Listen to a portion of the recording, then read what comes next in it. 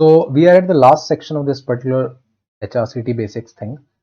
Okay, and so we basically started our discussion of HRCT basics under 4 categories. One was your reticular opacity. Second was your nodules. We discussed different patterns of the nodules. We discussed reticular opacities in depth. Okay, and I'm missing on one thing, that is your DDs. Okay, of these things. Okay, now why I'm missing on DDs? Okay, it will make one thing is that I have gone into depth of the concept, but I have not listed the DDs. Okay, I could have just simply listed them, but it would have taken time. So what I've done is I'll either make a separate video for that, or every particular disease is going to be discussed in detail in individual videos.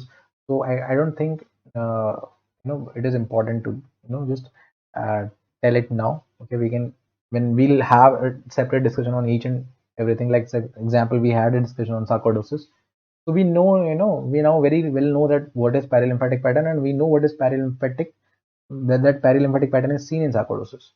Okay, but eventually I'll make a video definitely to look at the patterns. Okay, when we'll make a typical finding and its DDs, I'll make one video for that. But right now, bear with me and just go with the concept. So the third important section is about increased density of the lung.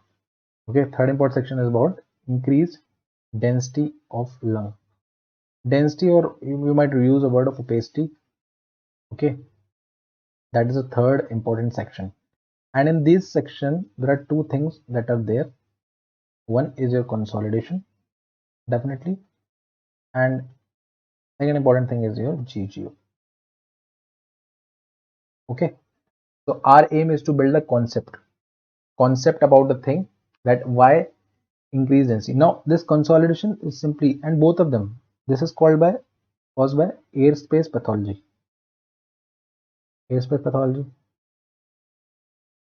GGOs is also caused by airspace pathology, but GGO has one more cause of GGO, and that is what? That is your interstitial thickening.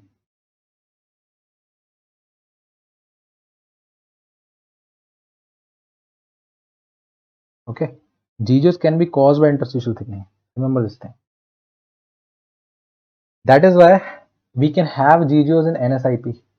NSIP, we have GGOs. We also have consolidation there. Okay, patchy consolidation, patchy GGOs we have there.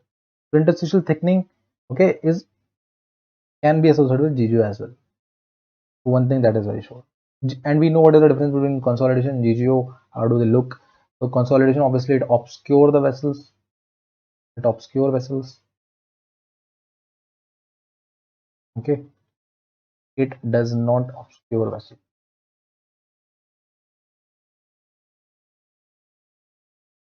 So that is the difference, imaging difference. Now, when you have consolidation in front of you, or when you have a GGO in front of you, okay, you can't say anything unless you have clinical history with you. Okay, so consolidation or GGO, these are the two causes of increased density, and so they are divided in their etiology. Okay, I'm not going to discuss or tabulate etiologies here, but they are divided into etiology. So you should ask one question, whether the clinical symptoms are acute or they are chronic. Acute or chronic. Whether it's an acute consolidation, it's a chronic consolidation, it's a chronic GGO, or it's an acute GGO. So there are specific causes for that. Similarly, acute consolidations, for example, typical pneumonia. Chronic consolidations we see in chronic eosinophilic pneumonia. Okay, so there are different causes. And similarly, now one more important concept that we need to know about is GGO. Okay, what is the importance of GGO? Remember this thing. Let's say if you have a GGO, what does it signify? Remember this thing, when you have GGO, let's say, suppose you have a fibrotic lung disease, you are dealing with a fibrotic lung disease, let's say, and let's say you have GGO there. What does it tell you? Because obviously, if you have, in fibrotic lung disease, you have interstitial fibrosis. Okay, you have interstitial fibrosis, and when you have interstitial fibrosis, you can have GGO. I just told that GGO is also caused by interstitial thickenings. You can have GGOs. Now GGOs say one thing very clearly. They suggest one thing. They suggest active disease. So when you have GGOs, it suggests active disease. Okay, active, that fibrosis is going on. Okay, that is what is the meaning of the GGO. And I don't think I'll need to just show how does these appear on image, obviously, because so we know how a consolidation looks on the, you know, so this is like this, these all these are GGs. Okay, this is an image of this is an image of chronic eosinophilic pneumonia.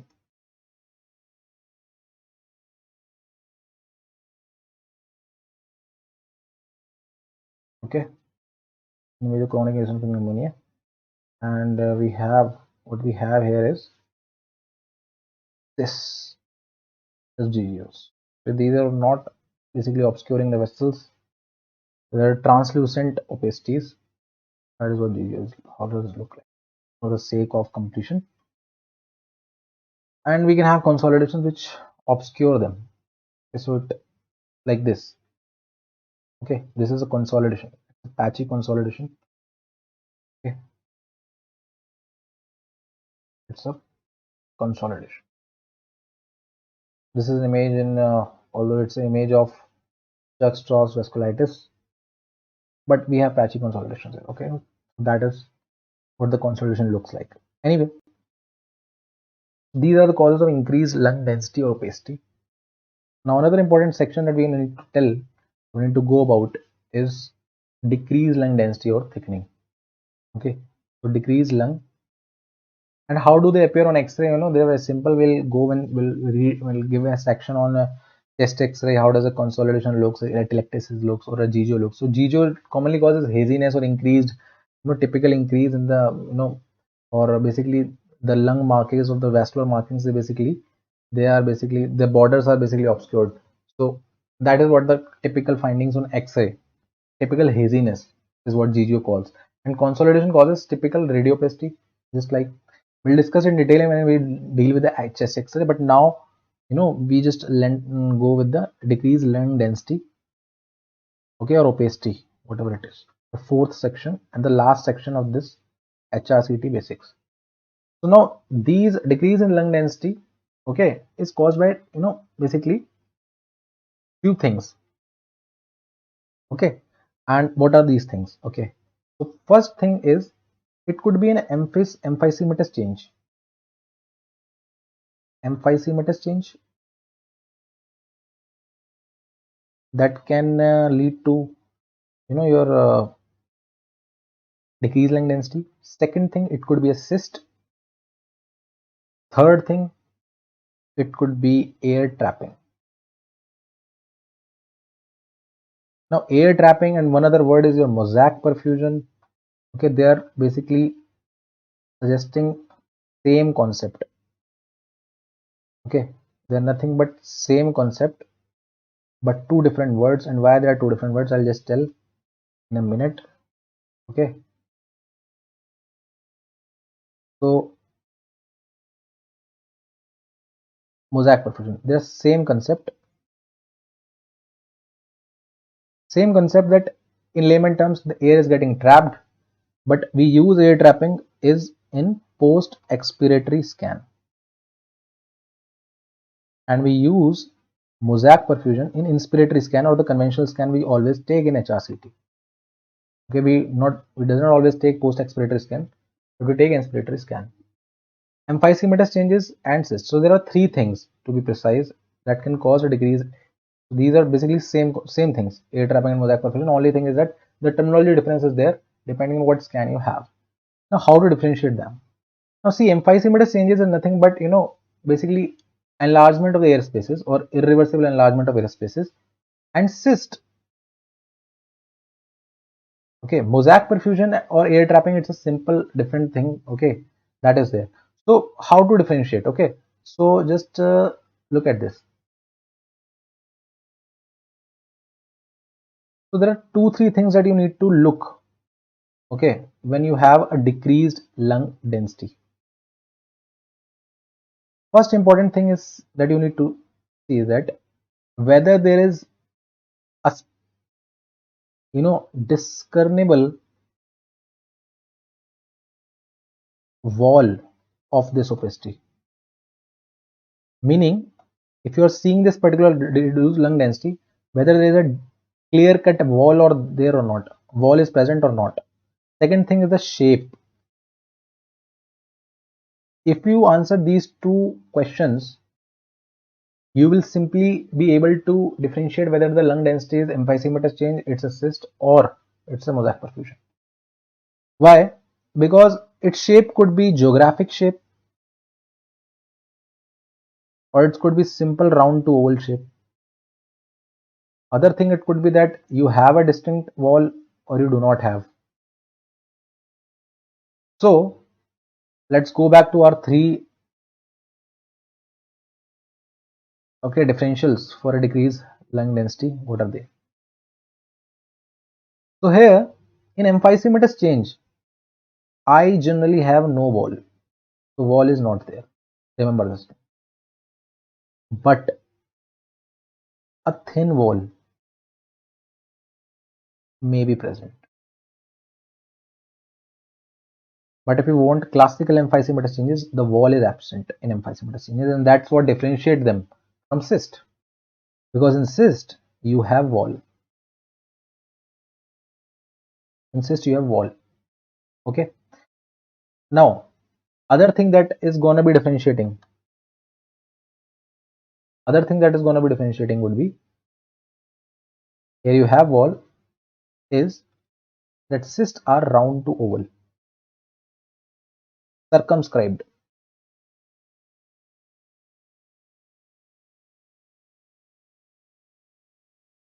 These are also circumscribed. They also appear round to oval. So the wall is a differentiating factor between emphysematous changes and cyst. Now air trapping and mosaic perfusion altogether, these neither have wall, so there is no wall, and also their typical shape is geographic.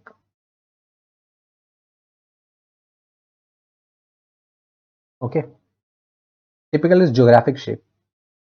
Okay, so we differentiated on the basis of these two questions. If we ask and if we know, we can differentiate between these three things. Okay, now mosaic perfusion or air trapping, it could be small or large depending on the airway that is involved. See, when we have mosaic perfusion or air trapping, it's basically what, airway obstruction, or I should say dynamic airway obstruction, because it typically occurs when, typically enhances when we expire. When it expires, what happens? Due to airway pathology, airway tends to collapse to air, so that air gets accumulated. Now the airway that is involved, it could be a small airway or it could be a large airway. So if you have large, small airway getting involved, you have small air trapping areas or small mosaic perfusion. You have large areas, but they will be definitely, both of them will be geographic. Typical location, typical areas like this, geographic areas. This would be circumscribed. Emphysematous change would be circumscribed or round to oval. But here you have a wall. Insist, you do not have a wall here. So these are the three, and I've just told you how does they appear. Okay, to differentiate them. Okay. Next important thing to understand is that we discuss about, okay, so how does, okay, so let's look at the image first. Let's look at the image.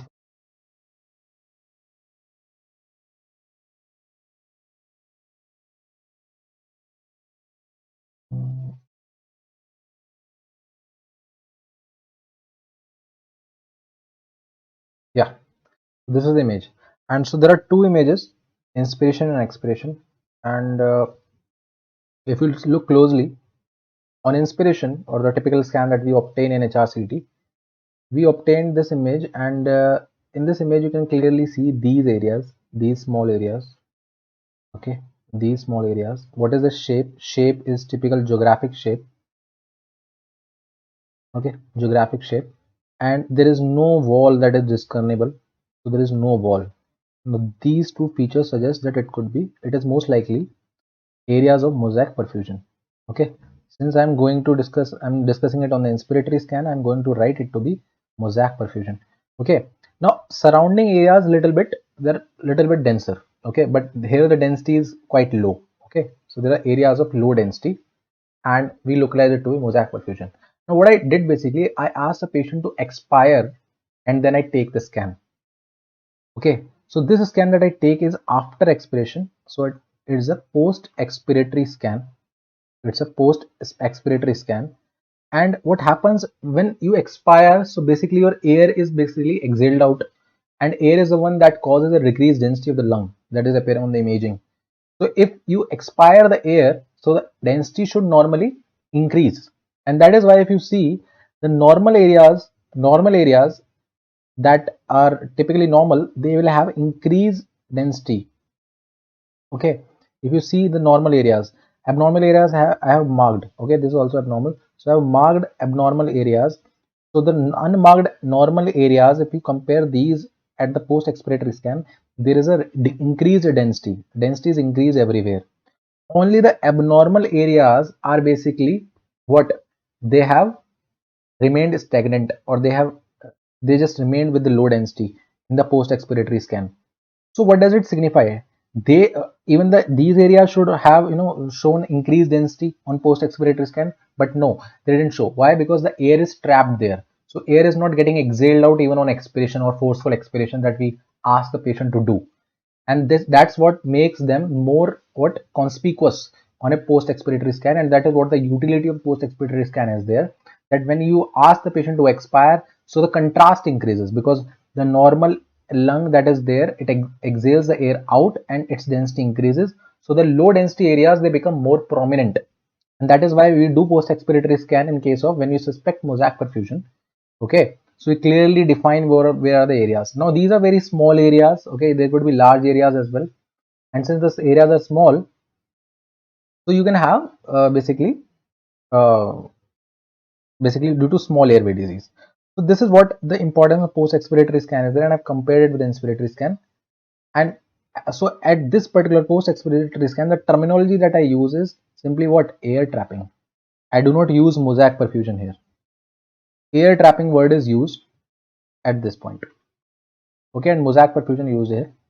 Okay, now another important point that is to be discussed is, see, why do you see decreased lung density here? Okay, in mosaic perfusion or air trapping, but the question is why do you see it? That is important, and that is the concept that I would like to give.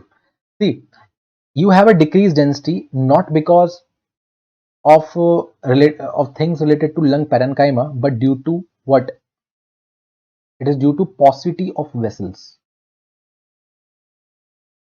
So in our UG days, when we studied for PG exam, we understood one thing that is very specific for these pulmonary vessels, and they behave atypically, that in response to hypoxia, normally in response to hypoxia, vessels everywhere in the body, they tends to show vasodilation, but pulmonary vessels typically in response to hypoxia, they show vasoconstriction. And why do they so? They do so to channelize the blood into those areas where you have air. Okay, so let's say if in the lung you have air in this location and you have deficient air in this particular location. Let's say this is air deficient part of lung and this is air abundant part of the lung. Okay, so it's a defense mechanism of the pulmonary vessels that here you will have hypoxia since it is air deficient. So vessels at this location will be vasoconstricted or simply disappear. Since they disappear, so the density of this particular part of the lung is going to be decreasing. Okay, and this particular part will have dilated vessels, so density typically increases. Okay, so a patch of lung parenchyma shows a decreased density, and a patch of lung parenchyma adjacent to it shows an increased density. That is what creates a mosaic appearance. Mosaic means basically variegated appearance, and that is why the word mosaic perfusion is there. Word mosaic comes with the appearance, variegated appearance, and word perfusion, because word perfusion comes with the vessels, concept of vessels, because it's the vessels that are deficient in the area of decreased air or decreased simply hypoxia. That is what the vessels are deficient, and that is why it causes mosaic perfusion. Okay. And air trapping is a phenomena that you see on post-expiratory scan. Why? Because the already existent air that is there in those particular areas is trapped. It's not able to get out. Okay. So mosaic perfusion is something that vessels are not there. But when you compare it with the post-expiratory scan, you see that the air trapping is a cause of mosaic perfusion. Okay. So let's discuss one more concept, and that is, this will make it more finer. So mosaic perfusion, always whenever you read something, just go on the word and decipher the word. The word tells everything. The term tells everything. Mosaic means variegated appearance. Perfusion is related to vessels. So we have decreased vessels, that's why we have decreased density. Okay, so we have mosaic perfusion. Now understand this thing. You have a paucity of vessels. Okay, paucity of vessels could be by the physiological phenomena. Just I discussed that if you have hypoxia or you have the air deficient areas in the lung, okay, which will cause the vessels to decrease or reduce in size, which will cause the appearance of that particular part of lung to be decrease in density. But another thing that could happen is simply if the pathology is affecting vessels directly. Okay, now vessels are affected directly by the pathology.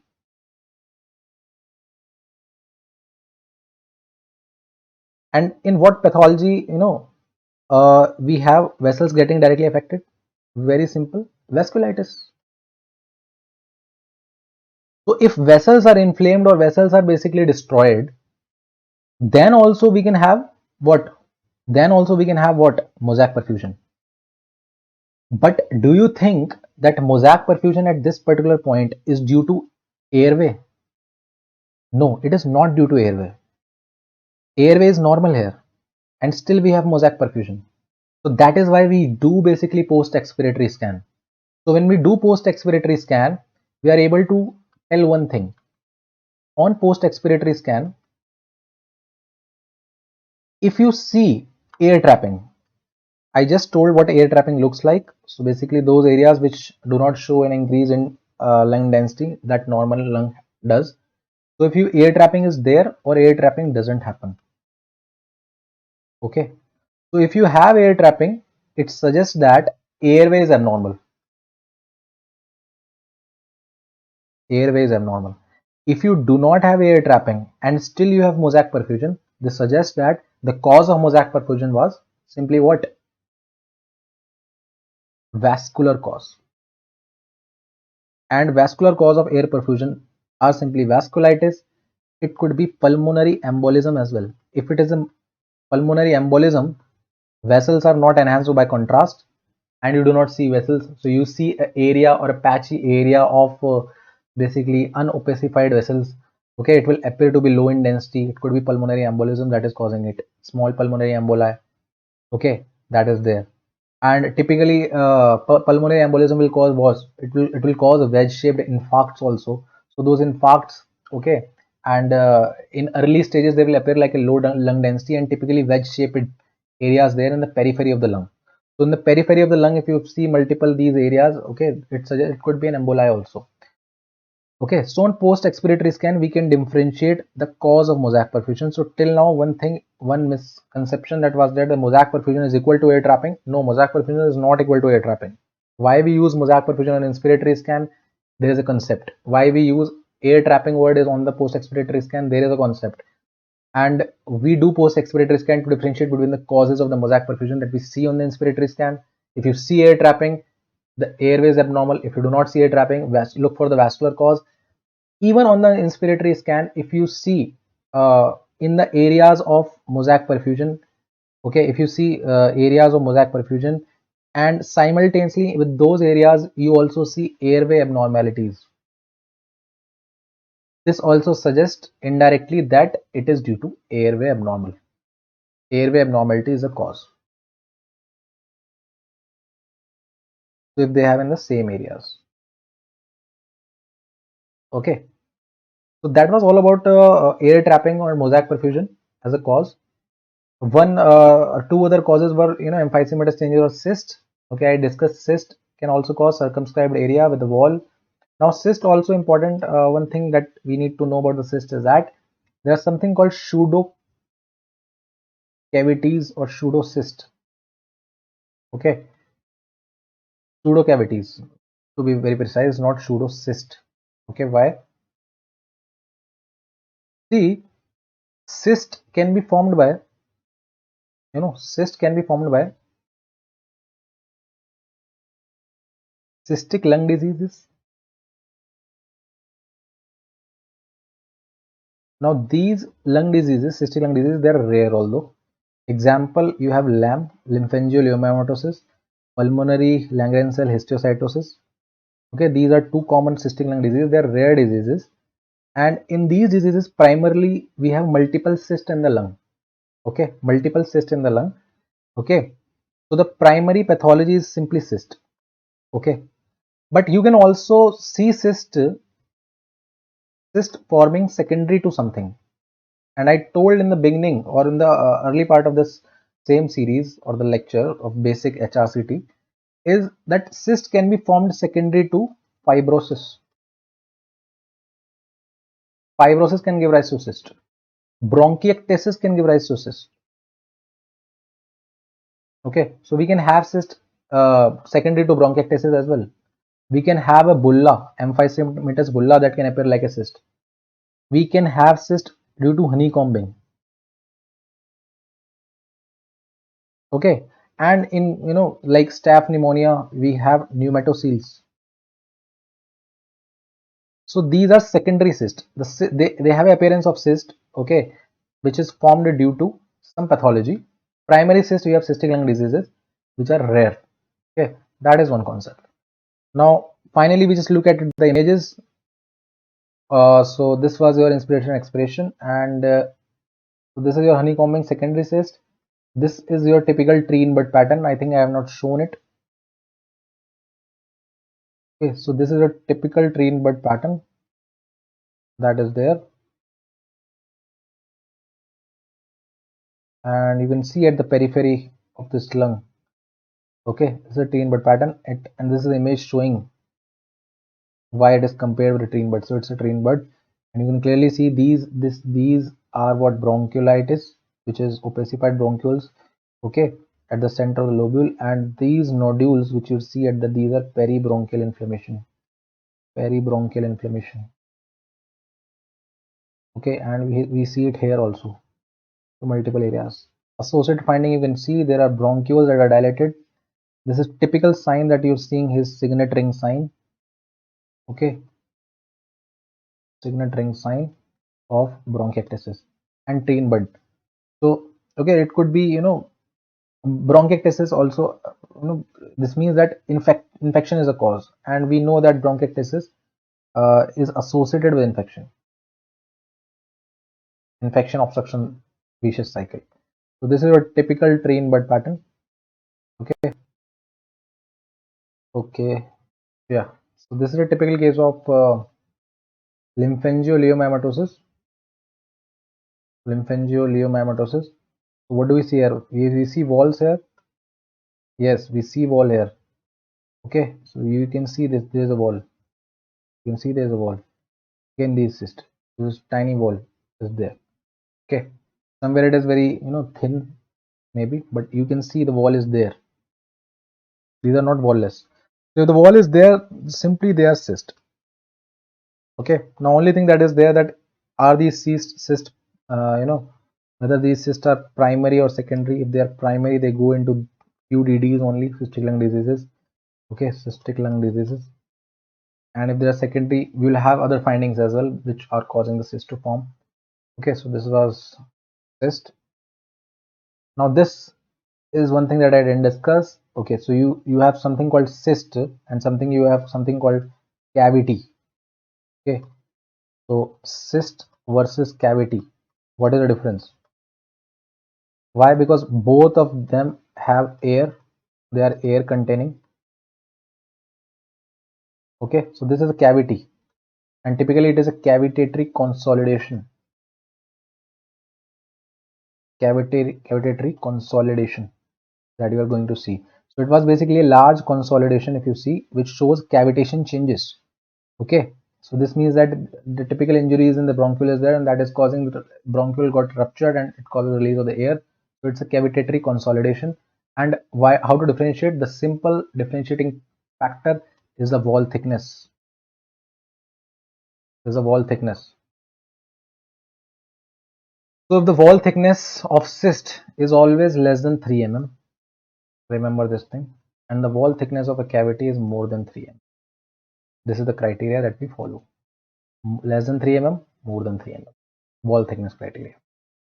Okay, so I think we discussed all images in this section, and that was all about this. Yeah, and we discussed chest X-ray also. Okay, in chest X-ray we discussed about the reticular patterns. Okay, medium reticular pattern, fine reticular pattern, or a coarse reticular pattern. How does they appear? What are the relations with the um, HRCT findings? One thing that we didn't discuss, and I just like to briefly mention it, is that we didn't discuss about the nodular pattern on X-ray. We discussed nodular pattern on HRCT. Nodular pattern X-ray simply will be nodules only. Okay, there is nothing nothing different. There will be nodules, multiple nodules, single nodule, multiple nodule. Okay, it would be either solid nodule or ground glass nodule. Okay, that is what it is. Only thing that you need to know is that you need to also see whether the nodule is well defined, okay, or it is an ill defined nodule, because these have some implications. Okay, like well defined nodule are characteristically what? They are interstitial. Okay, this suggests interstitial pathology. Example, if I ask you question, what is your miliary nodules? Miliary nodules of TB or fungal infection, these miliary nodules with hematogenous spread, okay, they are typically what? Interstitial nodule. They are typically interstitial nodule. That is why these nodules are well defined. If you talk about ill defined nodules, they are simply that involvement of airspace is there. They are in the alveoli. Okay, airspace.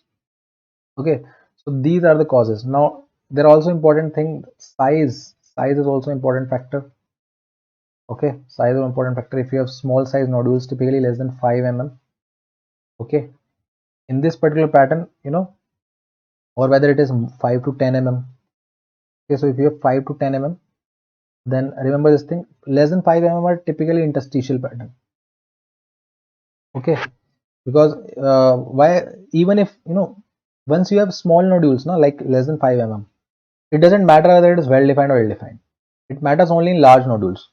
Okay, if you have large nodules like more than 5 mm, only in then you need to know whether it is well defined or ill defined, on that matters, or that matter. But if it is less than 5 mm, doesn't matter whether it's well defined or ill defined, the interstitial abnormality is always there. Okay, you will have interstitial abnormality there. Okay, that is important. And there's so many diseases, nodule pattern are there, like miliary. Okay, you have nodules. We also studied nodule in your silicosis. We also studied nodule in your sarcoidosis. Okay, we have it. Okay, and we studied reticular pattern as well. So reticular pattern and nodular pattern, when they simultaneously happen, you have reticunodular pattern. Okay, and that is there's basically not very quite an accepted terminology of reticunodular pattern, but yeah, people use it. Okay, similarly, increase in lung densities in chest X-ray, it could be a GGO, it could be consolidation. So we discussed, I think, all the spectrum of the findings pertaining to lung diseases, or diseases primarily affecting the lungs, on HRCT as well as on chest X-ray. Okay, so that was all, and thanks for this. And please subscribe this channel for more such videos, because subscribing a channel is a motivation for the creator to create more and keep on creating. Okay, so thanks a lot.